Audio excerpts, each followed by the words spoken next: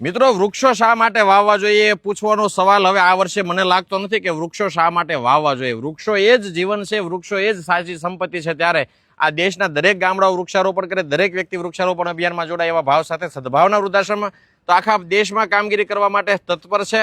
આવનારા સમયમાં ભારતમાં 150 કરોડ વૃક્ષો વાવીને આખો દેશ હરિયાળો બને એવા ભાવ સાથે કામગીરી કરી રહ્યા છે. ત્યારે અમરેલી જિલ્લાનું સાવરકુંડલા તાલુકાનું આ નાનકડું એવું રળિયામણું ગામ એટલે કે આ કાના તળાવ ગામ હરિયાળું બને એના માટે આ ગામ લોકોએ ખૂબ પ્રયાસ અને અથાગ પ્રયત્નો કરી રહ્યા છે. ત્યારે આજે કદાચ સદભાવના વૃદ્ધાશ્રમ તો વૃક્ષારોપણ કરે છે, એ ઓછામાં ઓછા 2000 વૃક્ષો હોય તે ગામ દત્તક લઈ અને એ ગામમાં વૃક્ષારોપણ કરતું છે. પણ વૃક્ષોની સંખ્યા 2000 વૃક્ષોના દાતા ન થઈ શકે તો એવા ગામડાઓ, નાના ગામડાઓ હોય તો એની અંદર આ ગામ લોકો જાગૃત છે અને જાગૃત નાગરિક તરીકે પોતાની ફરજ તરીકે આ પોતાનું ગામ હરિયાળું બને એના ભાવ સાથે જો આ સદભાવના વૃદ્ધાશ્રમ નર્સરી પરથી રોપા અને પિંજરા અહીંથી લઈ જઈને પોતાના ગામમાં વાવેતર કરવાના છે. ત્યારે આવનારા સમયમાં દરેક વ્યક્તિ વૃક્ષો પ્રત્યે, પર્યાવરણ પ્રત્યે, પ્રકૃતિ પ્રત્યે જાગૃત થાય અને દેશના દરેક લોકો આ પ્રકૃતિના મહાઅભિયાનમાં જોડાય તો આ દેશને હરિયાળો થતા વાર ન લાગે. આ વૃક્ષો ખૂબ જરૂરી છે. આવતી પેઢીને કંઈક સ્વાસ્થ્યસભર ઉજળું ભવિષ્ય આપવું હોય, કંઈક સારી વારસો આપવો હોય, સારી હવા, ચોખ્ખો ઓક્સિજન અને સારું સ્વાસ્થ્ય આપવું હોય તો વૃક્ષો ખૂબ જરૂરી છે. ત્યારે એક એક વૃક્ષ એ વૃક્ષ મંદિર નહીં પણ જીવંત ચબૂતરો છે.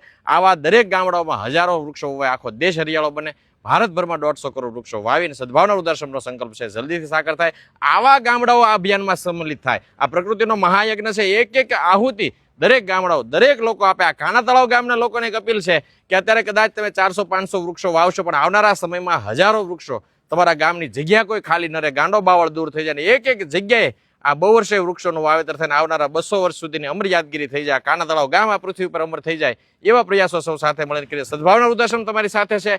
કોઈ પણ જગ્યાએ, કોઈ પણ સમયે તમારે સદભાવના વૃદ્ધાશ્રમના માધ્યમથી વૃક્ષારોપણ કરવું તો કાના તળાવ ગામને અમે આમંત્રણ આપીએ છીએ. સદભાવના વૃદ્ધાશ્રમ 50% રકમ આપવા માટે તૈયાર છે. તમારા ગામમાંથી 50% રકમ થાય તો તમારું ગામ પણ હરિયાળું થાય. ઓછામાં ઓછા 2000 વૃક્ષોનું યુનિટ હોય, 50% રકમ એટલે એક વૃક્ષને વાવીને મોટું કરી દેવા સુધીની જવાબદારી સાથેનો ખર્ચ 3000 રૂપિયા, 1500 રૂપિયા સદભાવના વૃદ્ધાશ્રમ આપશે, 1500 રૂપિયા તમારા ગામના દાતાઓ આપે. એક એક દાતાના નામની નેમ પ્લેટ વૃક્ષના પિંજરા ઉપર લગાડી અને 3 વર્ષ સુધી તમને રિપોર્ટિંગ કરશું.